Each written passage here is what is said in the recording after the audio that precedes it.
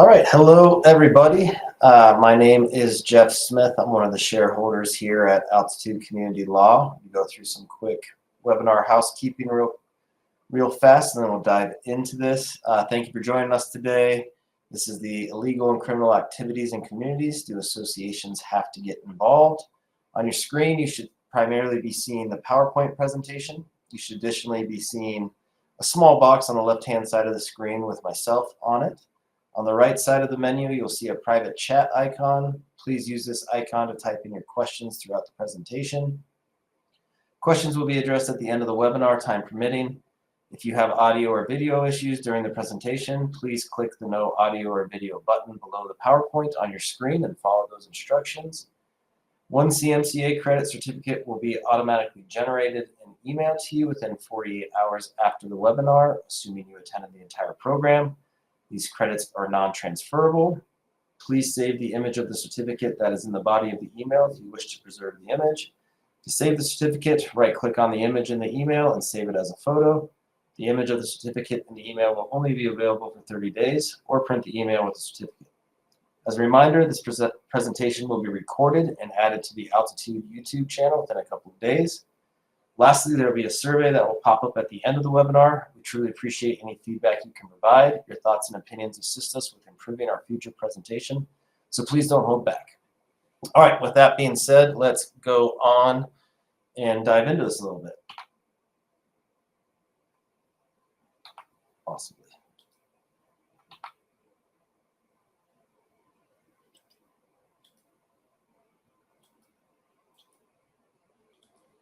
Hang on, sorry, having some technical difficulties.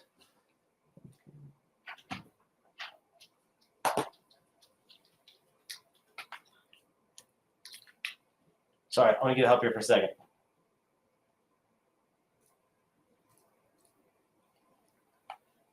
Perfect, thank you. Sorry about that, everyone. As always, there's additional resources. You can go to our website, www.altitude.law. There's all sorts of articles on there and resources for you. Also, you can sign up for any of our technology stuff, Facebook, Twitter, LinkedIn, all of those wonderful things. All right, let's dive into this. Again, thank you all for coming. All right, so common issues that we run into with the HOA are threats. Maybe there's crime occurring in the community, known criminals moving in, dangerous situations developing.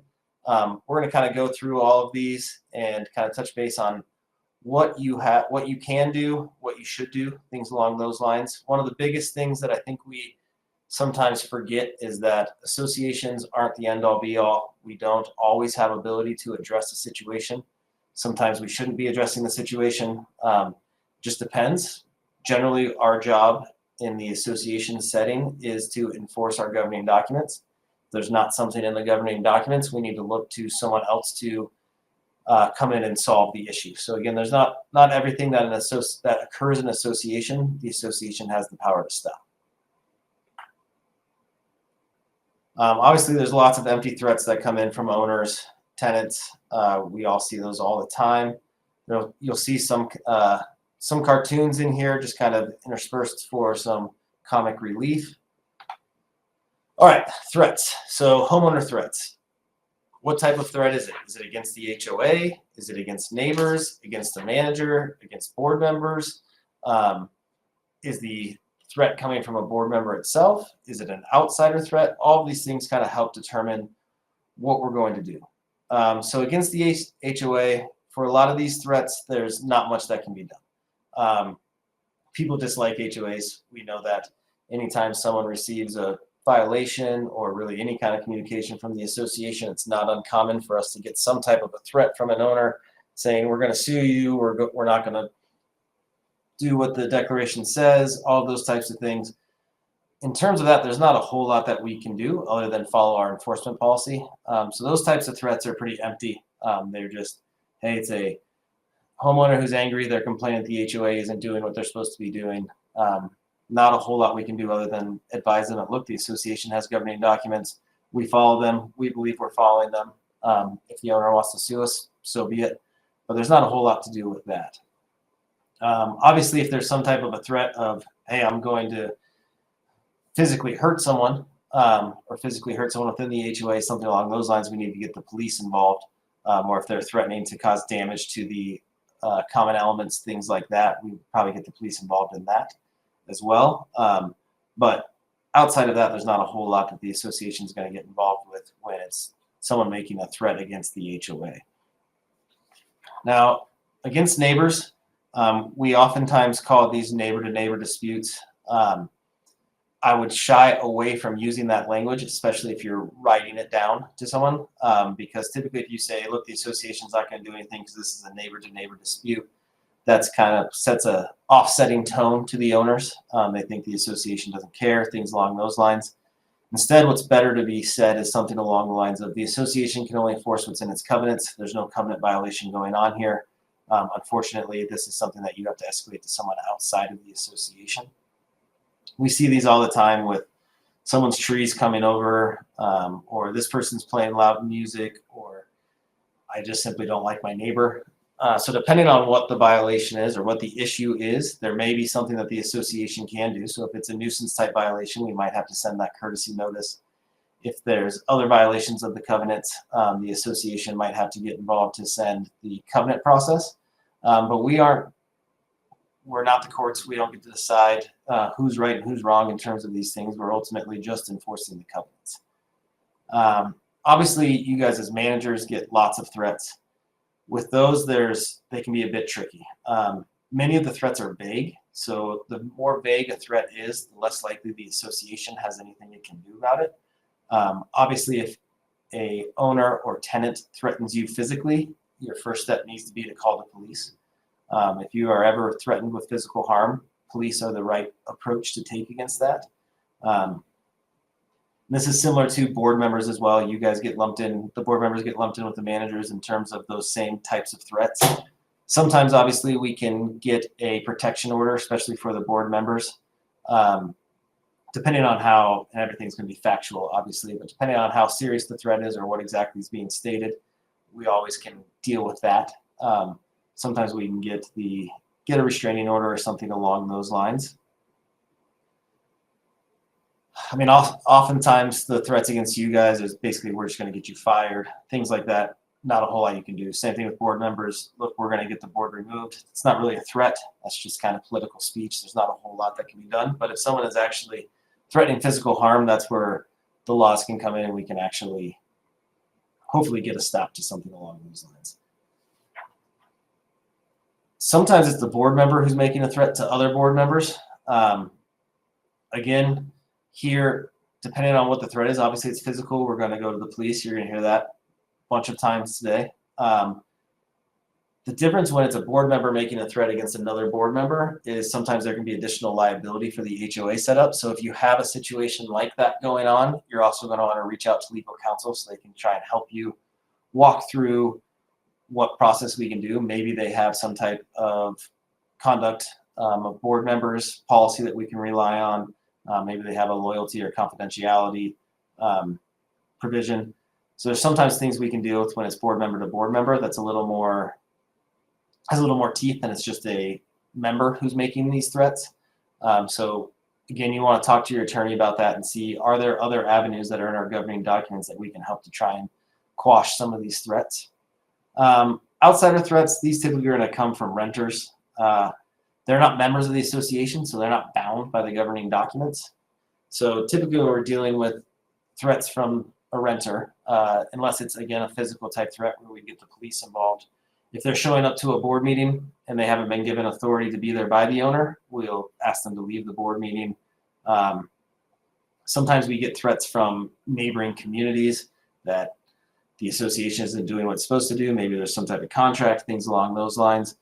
With those, obviously, it's going to depend on what the threat is, what kind of contractual obligations we might have. Again, always, anytime you are unsure of what the association is able to do, reach out to your counsel so they can kind of walk you through the steps. But again, most of these things we're just going to have to be able to rely on our governing documents. So it's important when discussing threats is, what is the threat? Is it a written threat? Is it a spoken threat? Is it physical? Again, obviously physical, you're going to want to get the police involved. Threat of harm or threat to sue, threat to do something to community. What is the threat that's coming in? Why does it matter? So one of the big reasons why it matters is proof to the court. If we're going to proceed on some type of lawsuit regarding a threat, we have to have proof. And so if it's written, that's pretty easy. If someone sends an email or a letter, that is a great source for us to have the actual document to be able to rely on in court. If it's spoken, it becomes a bit more difficult. So anytime you receive a threat or the board receives a threat and it's spoken, we want to make sure we have some real-time documentation. So as soon as that threat is over, we would like to see an email sent to the entire board saying, Joe Smith came into the office today and was threatening XYZ. So we have something written down at that stage that is documenting what took place in real time, so we have a good recollection that we can then bring up in court to help the judge understand the situation. Make sure you're writing down any dates that things are happening, times, places. If you can take photos, if we can get video, anything along those lines are obviously very helpful. Sometimes people will try and intimidate you by standing close to you. They're trying to physically intimidate you. If that's the case, again, we want to have those things documented. We want to have it written down in as close to real time as possible. Again, obviously, if they are physically threatening you, you need to contact the police.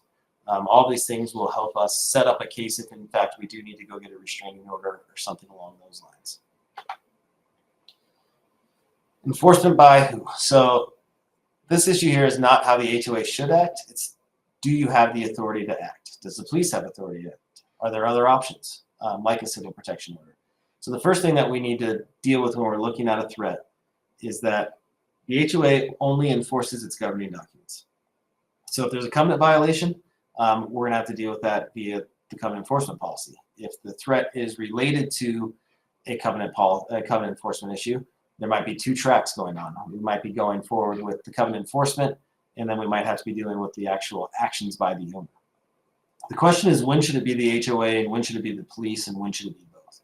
And so again, with the police, anything that is outside of the governing documents, anything that is a physical threat, you're going to have the police involved. Anything that involves the governing documents, that's going to be something that the HOA has the authority to go in on. Sometimes it's going to be a violation of both. So perhaps someone damaged the common elements. They drove their car across the common elements, damaged the sod, something along those lines. In that case, we're going to want to contact the police for a trespass or for damage to property. But we're also going to be able to rely on our governing documents. And so there's going to be two parallel paths going on. So as a manager, your duty is to protect the association. So you should be thinking, how can the HOA be sued for this? What can we do to protect the association? So your responses are going to need to be written as often as possible and as many times as you can. And then also make sure you're consulting with counsel. Again, another little cartoon here. So civil protection order. We get civil protection orders pursuant to 13-14-103. These deal with when there is threat of imminent harm. So this is a physical threat of imminent harm. That's when we can get a civil protection order.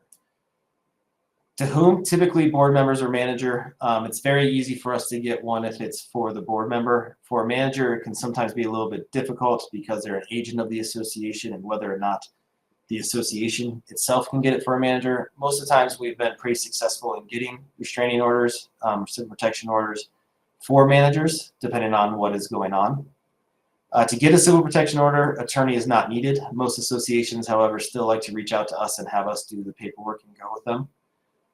In terms of who pays, we need to have a vote of the board for the HOA to pay. And we don't have any fee shifting to be able to place it back on the owner's ledger. So we're not going to be able, if we go get a civil protection order, to then go charge it back to the owner. That's something important for the board to know, but if they're wanting a civil protection order, the real issue is because they're in fear of their safety. So the money side should not become a real issue. The real issue is we want to make sure they don't get hurt. So examples, owners threatens to beat up a manager or a board member. Obviously in something like that, one, it's physical harm. So we're gonna want to contact the police.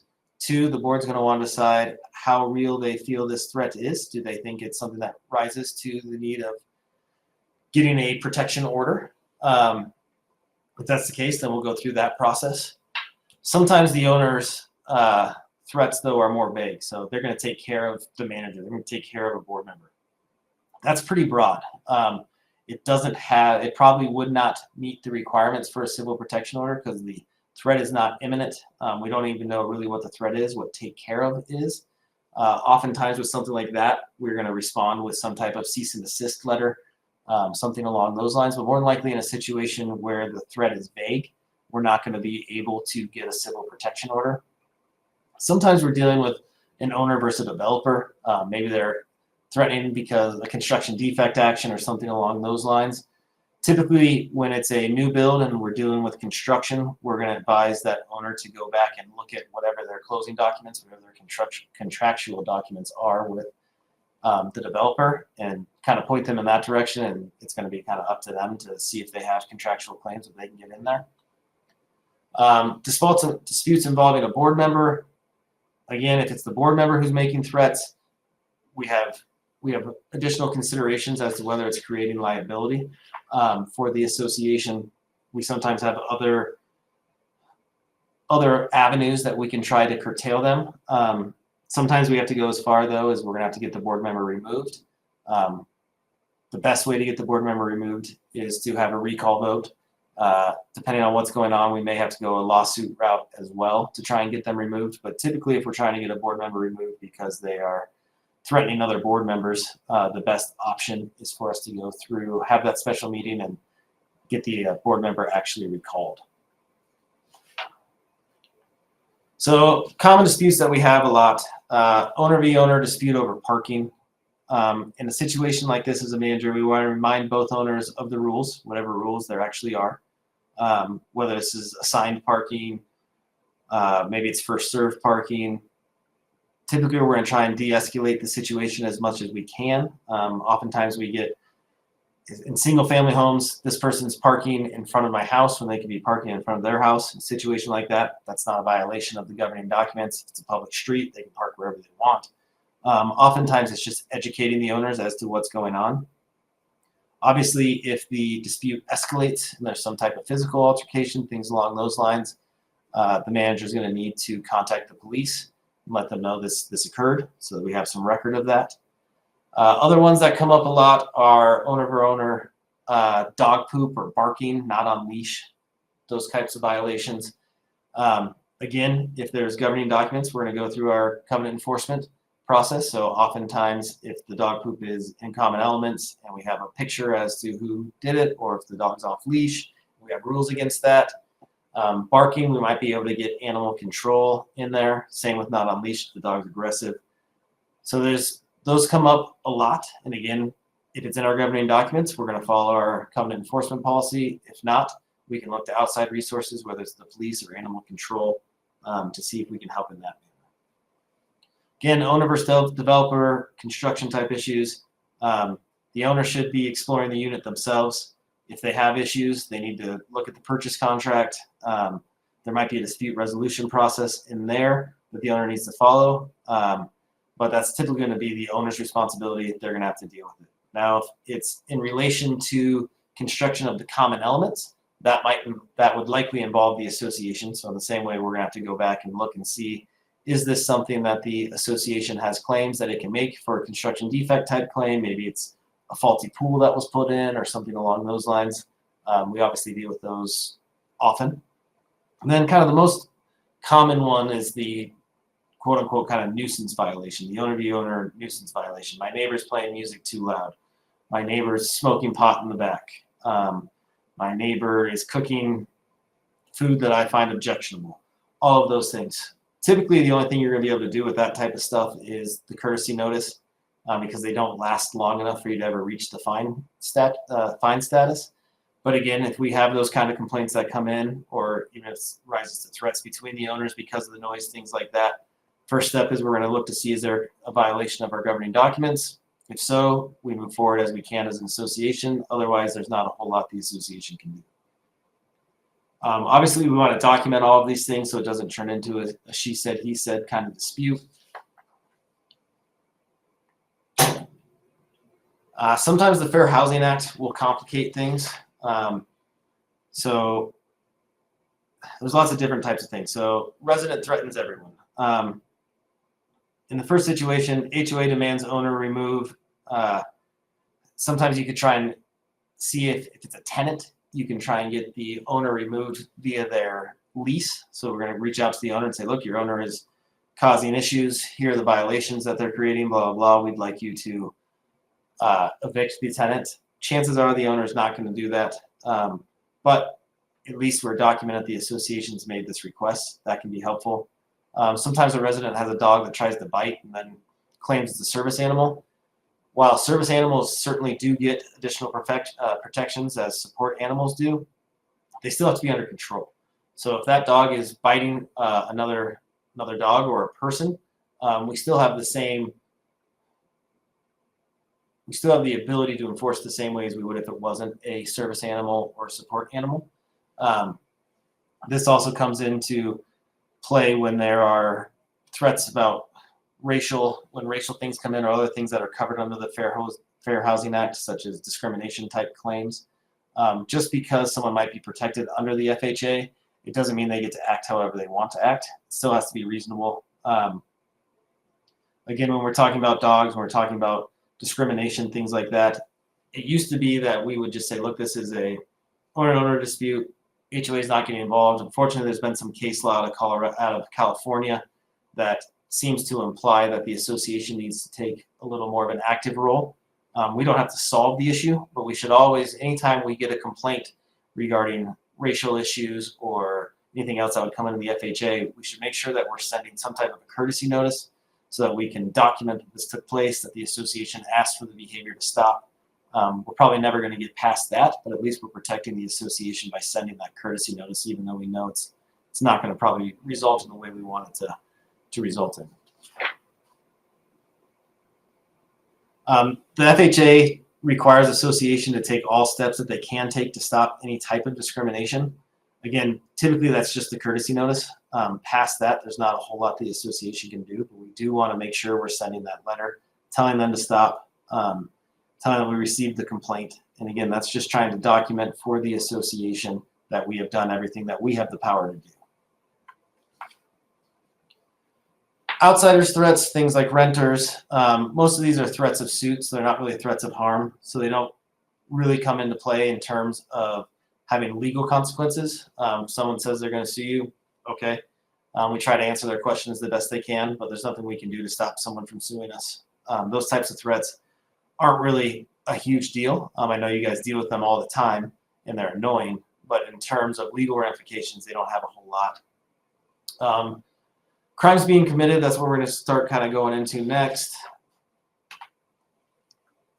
So before deciding to act, first we got to ask, do we have reliable, confirmed information? Are we just relying on some type of anonymous tip, or do we have someone that has said, the individual at unit 123 has done XYZ, here's the photographic evidence of what took place, here's recorded evidence, things along those lines. So we're always trying to make sure we have reliable, confirmed information. What are the risks of underreaction? What are the risks of overreaction? Do the involved parties have the training and resources to act properly? Is conduct occurring on private or public property? What are the alternatives to solve the problem? Is this just bothersome and inconvenient, or is this truly unsafe and dangerous? So before we decide to do anything, these are kind of the questions that we're going to want to be evaluating to make sure that we, one, can act, and two, what's the proper way to act. All right, so police. So times to get the police involved. Noise complaints, any threat of violence, sometimes towing, any use of threat of weapons, some types of harassment. Maybe there's a car crash on HOA property. Maybe there's damage to HOA property, animal bite, animal at large, barking. This doesn't necessarily mean that anytime these things happen, you should call 911. But as managers, you should have the non-emergency contact information for your associations and community resource officers that are assigned to their area. Some of the unique situations that may happen is a car crash on HOA property. When that's happening, we want to contact the police so that we get a report written. If the car crash leads to some type of action by the city or state, we want to submit restitution information to the DA if there was damage to HOA property. If the DA is taking on a case, that's kind of the best case scenario for the association because the association isn't spending any attorney's fees, but the DA will seek restitution for any damage to the association through their process. So that's kind of one of the best things. Also, a thing to remember is if it's someone who is not a member of the association, we don't have the ability to get attorney's fees for that. So again, that's why we would like to use the DA. If it's someone that is subject to the governing documents, then obviously we can use our governing documents to collect those attorney's fees that we spend on trying to recover any damage that happened. So damage to the HOA, if it's a contractor that caused the damage, there's probably no need to call the police, assuming it is a contractor of the association. Ideally, anytime you have someone doing work there, we're going to have a contract with that individual. Most of those contracts are going to talk about damage that the contractor causes to the property. So it would be a civil lawsuit where we would be saying that pursuant to the contract, you're responsible to do this, pay for these damages, etc. If it's not a contractor and it's just a member, again, chances are, even if it's a renter, we'd be going after the owner. But the owner is responsible for damage that's caused by the owner or their family or their guests, their invitees. So again, we'd be using that type of a lawsuit to go after those individuals.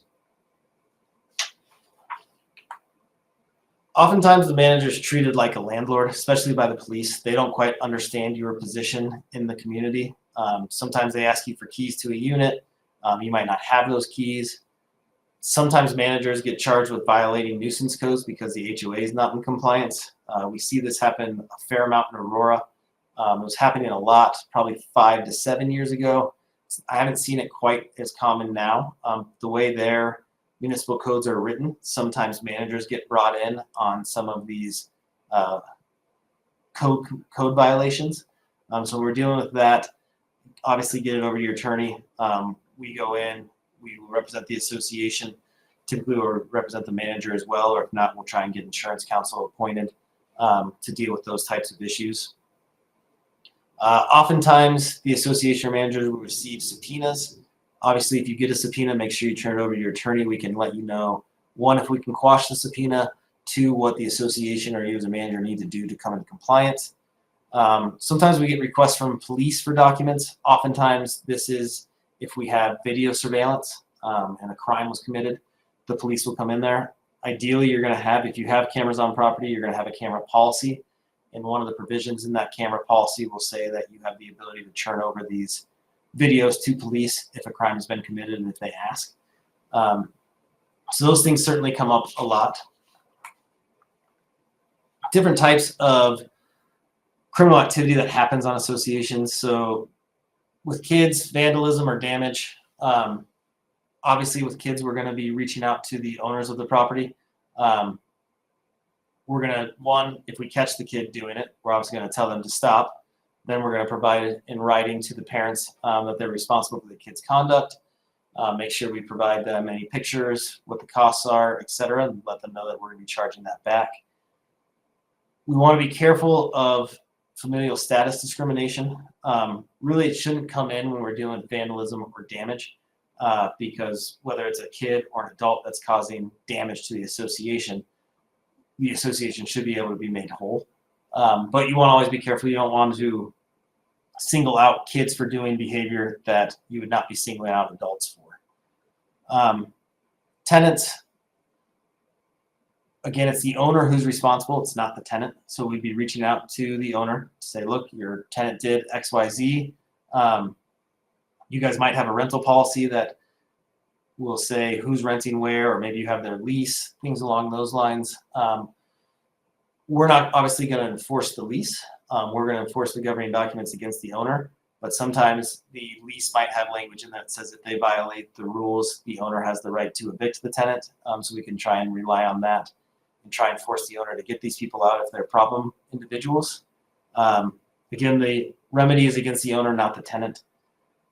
Damage to association property. Obviously, you're going to want to take pictures, document whatever's taken place. We're going to want to call the insurer.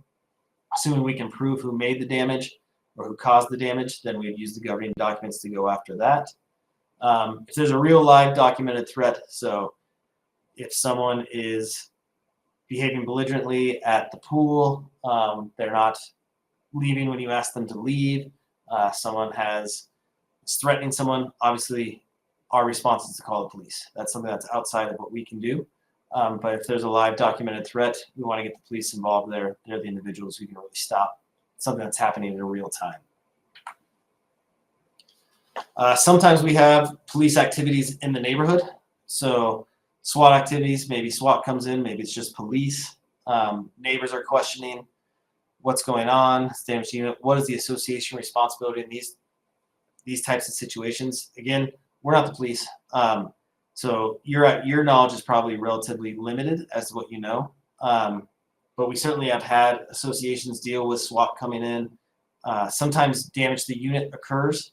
If that takes place, again, your governing documents is going to dictate what the maintenance responsibility is. But typically in a situation like that, if there's damage to the unit, it's going to be the owner's responsibility because there's going to be a provision in your governing documents that says if damage is caused due to the negligence or bad acts of that owner, they're responsible for it.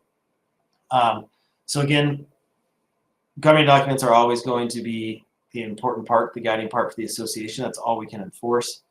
You want to be somewhat careful if you have some type of privileged information about what is going on. We typically don't provide information to owners about other units. You can certainly advise them to contact the police and see if they can get any information from them. But again, we typically do not provide information to other owners about units that are not their own. Police might be doing investigations. Sometimes we get squatters that are in there. Again, sometimes we have those problem tenants and we want to force the owner to get them removed. Depending on what your governing documents say, we might be able to do that. More than likely, though, it's going to be up to the owner, and any damage that's caused by the tenant, we're just going to keep fining the owner or putting those back on the ledger if we have to make repairs. So typically we don't have the ability to actually remove a tenant from the property. In terms of investigations, again, we talked about it a little bit last time, but typically they're going to be asking for video surveillance that we might have, things along those lines. So assuming we have a video policy, we can go ahead and turn that over. That's typically the most, unless you actually eyewitness something, you might have to they might interview you or something along those lines, but there's not a whole lot for you to do in terms of the investigation piece. Criminals moving in. So associations cannot control who buys units generally. So we don't have the ability to say sex offenders can't move into the community. We don't have the ability to say a felon can't move into the community or a drug dealer can't move into the community. We don't have that type of control. Those things would violate the Fair Housing Act. Sex offenders in Colorado do have to register. Sometimes they have additional restrictions. This has come up a couple times in the last probably 2 or 3 years where sex offenders have moved in. Neighbors find out, they freak out, they want the association to do something. There's really nothing the association can do. You certainly can put links to the sex offender registry on your website if you'd like. I certainly would not recommend calling out if there are sex offenders in the community and saying, hey, at this house there's a sex offender, things along those lines, because if for whatever reason you read it wrong or this person isn't a sex offender, that's creating liability for the association. But giving general information of here's how you can look up if there are sex offenders in the community, they certainly can. Some municipalities have rules as to how close a sex offender can live to a park or to a school. Again, that's not something the association would enforce, but it's certainly something if the association finds out someone's in violation of, they can present that to the authorities and let the authorities deal with it. Again, there's no law against felons owning property. We talked briefly just about what notices should an association make to others. Again, you don't want to individually call anyone out, but you can provide the broader information in terms of here's where you can look up owner if sex offenders are living here. And just provide them the general information. They can go do whatever they want and locate if there is a sex offender there and put it on them. But the association doesn't want to be calling out any specific individuals. One thing we need to be aware of is assuming a duty where none exists. HOA covenants are supposed to govern property, not people. So typically we don't deal with behavior.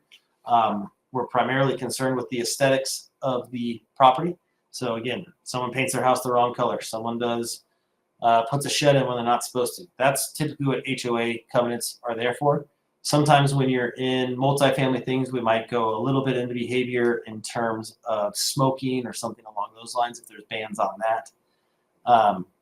And then the only real behavior that we really deal with is kind of nuisance violations, like noise type violations. But again, those typically only are going to be courtesy violations based on the laws as they are written now. HOAs aren't parents. We're not caretakers. We're not counselors. We're not the police. If you get nothing else out of this webinar, make sure you remember that HOAs have a limited amount of ability to stop people's behavior. That's not really what we're here to do. We don't provide safety. We don't provide security. We are here again to deal with the property, not the people. So if the HOA takes on a security or personal protection role, it better do it right or face the consequences. We highly recommend that you don't take on any security or personal protection role. The big example of this is the Trayvon Martin case down in Florida, where the HOA had set up a community watch program. They advertised that they had a community watch. It was run by the association. When Mr. Martin was killed there, the HOA was sued because they didn't protect him. And so millions of dollars of liability was created there simply because the HOA was taking on a role that it did not have. HOAs are not guarantees of security. And so we want to stay as far away from that as possible. Dangerous situations, fire, flood. I mean, obviously in the last few years, we've had the fires in Boulder, we've had flooding in Fort Collins, flooding in the Springs. So these things pop up a lot. You don't have any duty to inform people of the risk, but obviously if you have a website and we know there's fire issues going on, you can certainly post stuff on there. Most people typically aren't going to go to a website when there's a dangerous situation going on. They're going to be following up on Nextdoor, maybe they're going to be following the local news, those types of things. The best thing you can really do is stay out of the authorities' way. I mean, you can provide, if you guys have a Nextdoor page, if you have a Facebook page, you can certainly post information on there. But really we want to just try and help get information out and make sure people are staying out of the way so that if there is a fire or flood, the emergency services can get there and try and help as best they can. All right, so one of the main things that we deal with all the time is harassment. So here's the definition of harassment: to annoy persistently or to create an unpleasant or hostile situation, especially by uninvited and unwelcome verbal or physical conduct. Harassment is probably the biggest issue that boards deal with and managers deal with. We're constantly being told, hey, this person keeps contacting, they've emailed us the same question 5 times. What can we do to stop this? This is different than criminal harassment. A person commits harassment if with the intent to harass, annoy, or alarm another person. You guys can read this whole thing. Typically, we're not dealing with criminal harassment in HOAs. We're dealing with just kind of a civil harassment where the person's being annoying. And there's not a ton that we can do with civil harassment unless it really expands. So civil harassment, sometimes it's sexual harassment, sometimes it's discriminatory, workplace. When we're talking about these types of things, typically we're going to deal with some type of cease and desist letter. Maybe the individual is sending hundreds of emails a day to the manager, so we might have to send a letter saying, look, we will address your questions in 1 email a month, or maybe we'll require that they send everything in via letter. We can't stop them from contacting the association. They have the right to do that. But we can put some parameters in there if it's a problem child that is literally sending 30 emails a day or something ridiculous like that, where we have the ability to say, we're only going to respond to 1 email a month. We'll address all your questions in that 1 email, something along those lines. Again, the purpose of the association is to maintain, preserve, enhance, and protect it. Oftentimes it'll say promote harmonious community living, preserve the common scene, preserve the harmonious design of the community.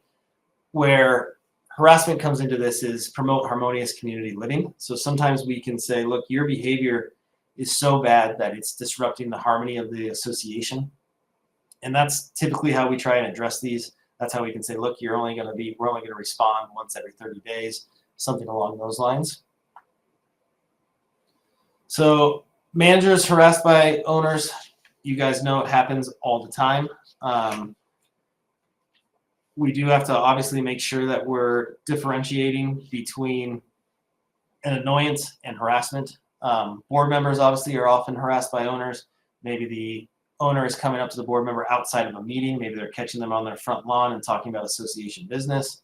Owners harass each other all the time. From time to time, we have owners harassing the vendors. And then sometimes the manager or board member is accused of harassing owners. So owner harassing manager and or board member, whether it's being done by snail mail, email, calls, texts, board meetings. Emails, again, how many does it take? There's no set number, but if you're getting one email a day from an owner, chances are that's not going to be harassment. If you're getting 20 to 30 emails a day from a homeowner, that likely would fall under harassment. Maybe if you're getting 20 to 30 emails a month, that might fall under harassment depending on what's in those emails. Same thing with calls. Again, there's no set number. The owners have the ability to make complaints. You as the manager or the agent of the association, and that's who they're supposed to make their complaints to. Text, I would not give out your cell phone number to anyone but a board member. I would only give out your cell number to board members. At board meetings, again, it's a little bit easier to deal with those situations because we can, if it's via Zoom, we might be able to mute them. If it's in person, we might be able to remove them. But again, owners are entitled to make complaints. And we, unfortunately, as the managers, have a responsibility to take those complaints and present them to the board.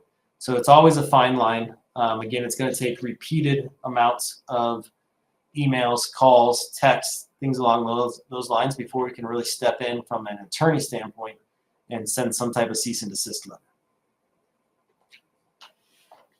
So getting an attorney involved, obviously we can do fines, depending if they're violating the governing documents, cease and desist letter, attorney's fees if we have to go to a lawsuit, things along those lines. Again, with fines, it's going to depend on what they are doing and what your documents state. Many of these situations are about the owners being rude and angry, but there's no covenant to prevent rudeness. So chances are there's not a whole lot we can do with that. There are a lot of situations that don't fit inside the box, so to speak, and you can't send them a covenant violation because they aren't violating the covenants. So can your attorney help? I mean, to some degree, yes. Some people are actually scared when we send them that cease and desist letter. And the cease and desist letter doesn't really carry any legal weight. It's just a formal notice saying you need to stop this. If they don't stop it, there's not any real ramifications to it other than perhaps they're violating a covenant. We can escalate it that way. Whether or not you can charge those attorney's fees back to an owner is going to depend on what the behavior is. Again, if it's a covenant violation, then likely, yes, you'll be able to charge it back. If it's just them being rude, chances are the association is going to have to eat those fees. Another little cartoon here for you. All right, so actions at board meetings. So most associations are going to have a code of conduct at a meeting. It's going to prohibit yelling, screaming, acting out. If an owner is doing this, you should definitely refer back to your conduct of meetings. Point out to them why this is an issue, call them out. If they don't stop, you may, if it's via Zoom, you can mute them. If it's in person, we might have to adjourn the meeting. Sometimes if we know we're going to have an unruly owner, we'll have an off-duty police officer be there or hold the meeting at the police department. That tends to keep people in check.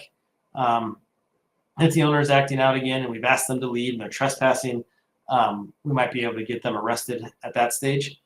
Again, that's a pretty extreme example. I think I can only think of 1 or 2 times where an owner has been arrested for their actions at a board meeting. Typically what happens if it's getting that bad is the board will just threaten to adjourn the meeting.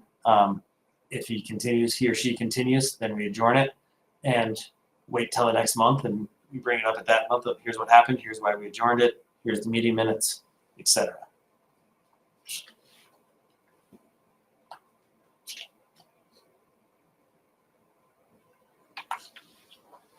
All right, owners harassing owners. These things often pop up with fences, with parking, dog poop, noise, smell, smoke, sometimes involving board owners. Again, with parking, we want to remind both owners of the rules, etc. Try and de-escalate as best we can. Dog issues, again, remind them of the rules. Some associations might want a manager to kind of mediate some type of agreement between the owners. I think your better option, me as an advice to a manager is I would say you're not a mediator. You probably should not try and get involved with that. I think you're better off. Most cities have some type of free or very cheap mediation, directing them in that manner of like, look, this is an issue between you guys. You need to go reach out to mediation, see if you guys can resolve it that way, but there's nothing the association can do. Again, first thing you have to do as a manager is make sure there's a covenant violation or not. If there's no covenant violation, there's nothing for the association to do. If there's a violation, go through your steps again, go through your policy. But oftentimes these things involve not violations of the covenants, and they still want the association to get involved. In those cases, it's best to just say, look, the association only enforces the governing documents. Any other issues you have, you're going to have to look to outside sources to resolve this.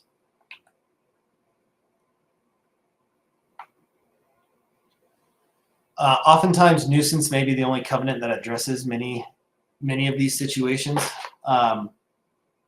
Nuisance is probably the hardest of all covenants to try and enforce. It's confusing to both boards and residents. It makes everyone wonder, what is the HOA obligation? What is the police obligation? In addition, it places liability on the association if they do not correctly identify what creates a risk or injury. However, proof in court can be difficult. To prove an unreasonable annoyance generally means more than one person has to be upset about the conduct. So often if you just have one neighbor who's complaining about their neighbor smoking and you don't have any other complaints, it's hard for us to really get a nuisance out of that, because people have different thresholds of what bothers them. So unless it's bothering multiple people, typically we're not going to be able to do much with the nuisance other than send that courtesy notice. Obviously, if it's 5 or 6 people that are doing that, then we might be able to enforce this in a bit stronger manner. But the other issue with nuisances is that they tend to stop. They tend to be limited in their time. So someone might be smoking for 15 minutes out on their deck, and then they're done and the violation's cured. So all of these are fact specific. It's difficult. Nuisance is one of the hardest things for you as managers to try and enforce. Again, mostly it's going to just be sending that courtesy letter. There's a lot of slides, so I'm trying to get through this as fast as I can. So again, this is a kind of a sample provision of what nuisance says. No nuisance shall be permitted within the community, nor any use, activity, or practice which is the source of unreasonable annoyance or embarrassments to, or which unreasonably offends or disturbs any owner, or which may unreasonably interfere with the peaceful enjoyment or possession of the proper use of a unit or common element, or any portion of the community by residents. The rules and regulations may clarify the use, activity, or practice that can be considered a nuisance. This is a general nuisance provision that you'll see in almost all of your declarations. Again, most of these things are going to be hard for you to try and enforce. And it's so broad that an owner can say all of this falls under a nuisance. Oftentimes we're going to advise you that if it's just one person complaining, that look, we'll send a courtesy notice, but outside of that, there's nothing more the association can do. Loud parties, noise type violations. Again, if someone's calling and complaining about that, we as an association can send that courtesy notice, but the best action for the owner is to contact the police. They can come out real time and try and get the party quieted down. So enforcement obligations, you guys all know all of this, but covenant enforcement, we have the declaration, we have Kiowa, we can reach out to the police. Other options, again, might be a call to the fire department, might be a call to animal control, depending on what's going on. It's always important to, when you're getting these complaints from an owner, to point out to them that, look, we can only enforce what's in the governing documents. We're not the police. We only get voluntary compliance. If someone is not complying voluntarily, we might be able to fine them, but we're not able to physically stop them from doing any behavior. That's all voluntary. Again, some of the external resources, health department, if you have a hoarder, building zoning department, law enforcement, fire department, code enforcement, animal control. These are all good numbers for you to have. So wherever your association is, know what these numbers are so that when an owner comes to you with a complaint, you can direct them in this way. Most of your declarations are going to talk about some type of compliance with the law. It's a violation not to be complying with the law. Unfortunately, the association doesn't get to determine whether or not a law has been broken. So if someone if there's a prohibition on, well, let's just do drugs. So look, you believe there's drug dealing going on in the association. Obviously, to sell drugs is a violation of state law and federal law. The association doesn't get to determine that that individual is breaking the law. Only the state or city or the United States, if it's a federal violation, has that ability. So the courts have to determine that's taking place. So just because someone thinks someone is drug dealing or even someone knows someone is drug dealing, it's typically not going to be something the association can get involved with until a judgment has come down from a court that says, yes, this individual broke the law. If the individual broke the law, then we might be able to rely on our governing documents and that provision that talks about compliance with the law and enforce our covenants that way. But typically, if they broke the law, the ramifications already been done and the association isn't going to get involved. Harassment of association vendors. Owners have no right to direct vendors. This is an important thing. Oftentimes this comes out with landscapers, especially if the association's maintaining the front yards of homes. Owner comes out and doesn't like that this person, how they're mowing or how they're pulling weeds or things along those lines. If an owner reaches out to a vendor directly, typically the first step is the association is going to have its attorney send a letter to that owner, advise them that they're not to have any direct contact with the vendor. Sometimes it escalates if the owner interaction with the vendor is so bad that the vendor quits. We might have to sue the owner for any damages that might occur from that. The association has the duty to maintain the community, and owners harassing vendors interferes with that duty. So that's kind of what we'd be relying on. Again, harassment of the vendor may rise to a level of tortious interference with contract. That's kind of when the vendor refuses to come or quits. Sometimes we have to say, look, owner, we're not going to be able to maintain your front yard anymore because the vendor refuses to work on it because you come out there and harass them. So that happens a fair amount. And so we certainly deal with that situation on a regular basis. Harassment based on race, color, religion, national origin, sex, familial status, or disability. This is under the FHA. Any behavior or comment which creates a hostile housing environment. So threats, intimidation, coercion, unwarranted, unsolicited advances. Typically, the association is going to have limited recourse, but what we do want to make sure we do, and I know we talked about this earlier, but again, just to kind of reiterate, we want to make sure we're sending that notice that says, look, we were made aware of this behavior is inappropriate. You can't do that, just as a protection to the association so that if this behavior continues, the association can't be sued by the individual or won't be found liable if they are sued by the individual who's being harassed against, that the association didn't do anything. Again, we're limited on what we can do, but we got to make sure we take that step of sending that letter, recognizing we received the complaint, advising the individual who the complaint was made against that a complaint was made, so that the association is covered from a liability standpoint. This is just meant to be a quasi-funny community manager post. Again, when you guys signed up to be community managers, I'm sure you didn't quite realize that all of these things were going to be apparently part of your repertoire. Again, as a community manager, there's only so much you can do. So your main job is to enforce the covenants, make sure you're doing that. Outside of that, we're not police. We don't have the ability to take a bunch of steps that sometimes the board thinks, and certainly owners think that associations have more power than they actually have. Again, general and all, if there is some type of weapon, blood, threatening person, damage, fire, you as association manager, call 911. Don't make sure that you're not overstepping your bounds. You don't need to jump in there and stop someone if they're committing a crime. Simply call 911. Obviously, if you want to help someone, you certainly can. We do have the Colorado Good Samaritan Act, so that if you jump in and are trying to help someone in an emergency situation to give them aid, and that person is injured greater because of your actions, you're going to be protected under this. The reason why we have to have a law for that is that oftentimes, usually comes up in a car crash situation. Someone gets in a car crash, a Good Samaritan comes out, they're trying to help that individual. Maybe they move the person, maybe they do something that causes greater damage to the individual. People have been known to sue those Good Samaritans. Colorado has adopted an act so that those people are protected from liability. All right, that was a lot. It's 55 minutes. Let me try and get through some of these questions. All right, first question. How do we handle the ones where one owner's trees or plants are hanging over onto the next door neighbor's property?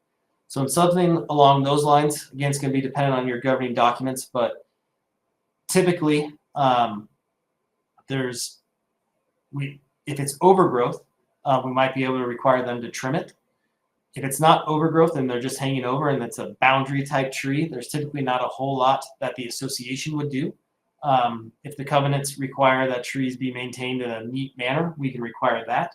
But just hanging over someone's fence typically is not going to be something for the association to be dealing with. Sometimes with those, you have damage to the fence, and if it's an association fence, we might have different ramifications. But just branches hanging over, and if it's hanging over someone else's yard, that's typically not going to be an association issue. To what extent can a unit owner be held responsible for threats from their renter?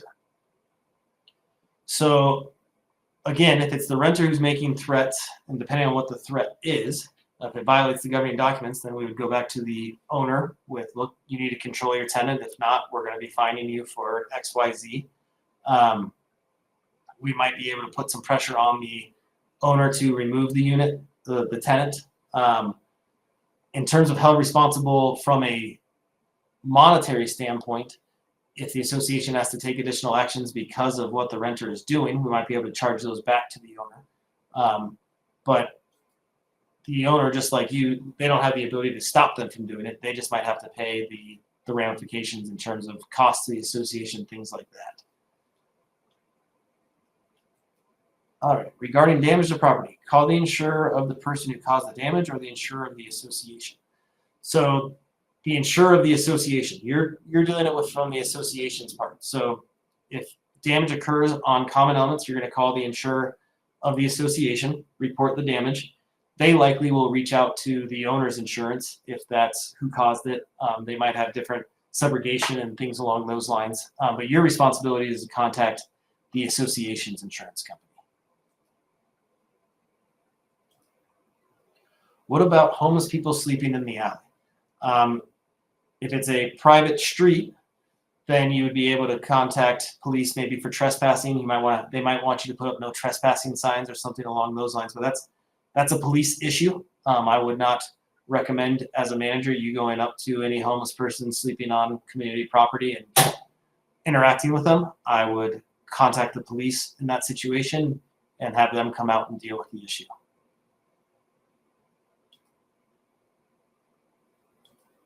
There's a security camera issue. Again, if you have a camera policy and police are asking for the cameras or the video, make sure you turn that over pursuant to the policy. If it's an individual owner requesting video, again, you're going to want to refer to that camera policy. Oftentimes, we don't turn it over to individual owners. They might be able to subpoena the information through a lawsuit or something along those lines, but typically we don't voluntarily hand over security camera footage to an individual member. How do we tell people we govern property, not people? I get a lot of pushback from residents telling us that we are responsible for everything that happens in the community and we need to keep them and the community safe. Yeah, I mean, so the only thing you can really do is explain to them, and oftentimes we don't give people answers what they want to hear. The answer is the answer. We don't govern people's behavior. We are here to make sure the covenants are enforced, and that's what we do.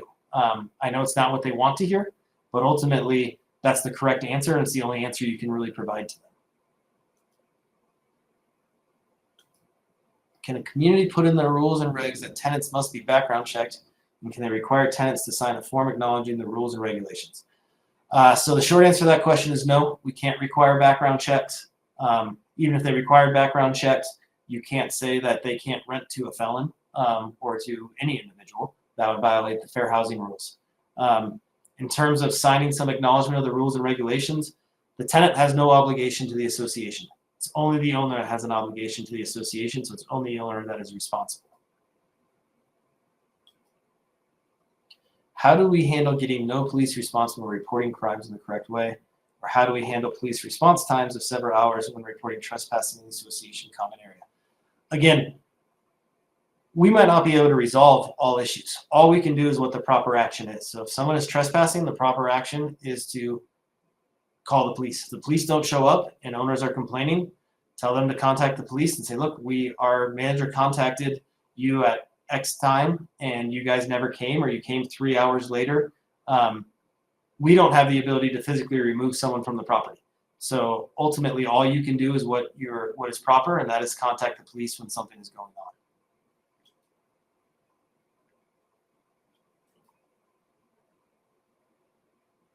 I had a board state that their city county didn't allow sex offenders. I told them that may be so, but the HOA could not enforce it. Sex offender in the community.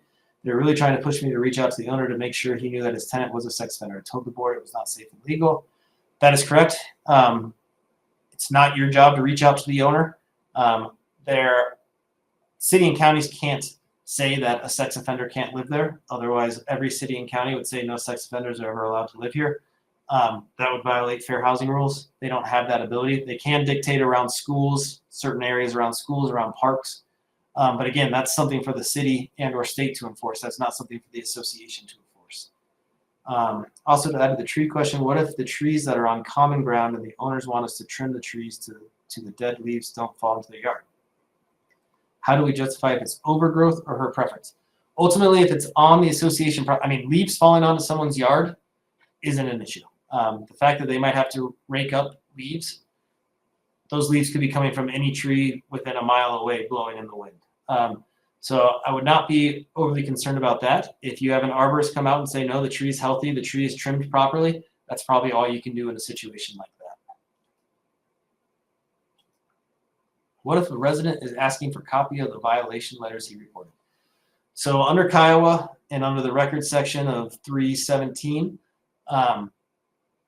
there's a carve out that owners are not entitled, or owners don't have to be provided violation letters for units that are not their own. So typically, anytime an owner is asking for something for a property that is not their own, we're going to rely on that provision and not turn over that information to them. I think that is all the questions. I know we're a couple minutes late, but I appreciate you guys all coming here. Feel free to reach out to any of us if you have any specific questions, and thank you for attending. Have a good rest of your day.